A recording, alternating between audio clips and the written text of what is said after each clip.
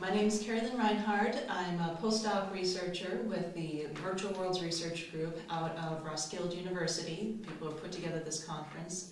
And in thinking about new trends in terms of virtual worlds, I look at it in two different ways in terms of the actual technologies that are being produced and the research that people are doing about them. And I think in terms of trends, I would echo some of the things, for trends for technology, I would echo some of the things I've been hearing here at the conference, in that I do believe we're seeing the games, the social app games on Facebook, the type of games that are going to be coming out more and more for the casual gamer, being another type of virtual world. We just have to maybe extend what has been a classical definition of a virtual world, and that might require creating a virtual world as an overarching umbrella term to include a lot of different types of virtual worlds. Whereas you'd have on one end these types of Facebook games that have a lot of people in them, but they aren't all in them at the same time. So it's an asynchronous social interaction. But they are persistent, they do have production, they do have leveling up, and all those other things that we would associate with more traditional games.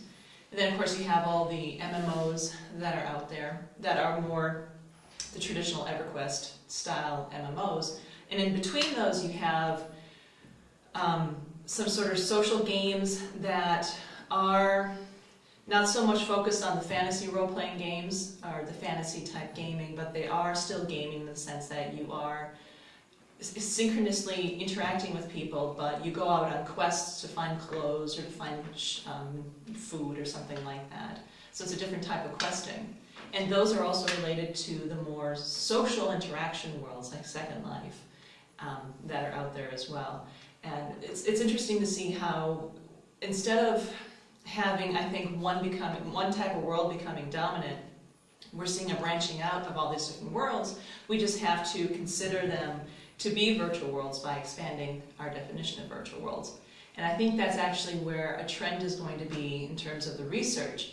And it's something that we've been hearing at this conference as well. This idea of how we negotiate what is a definition of a virtual world, to expand it to meet the realities of the material world, what's going on around us with all these new virtual worlds popping up.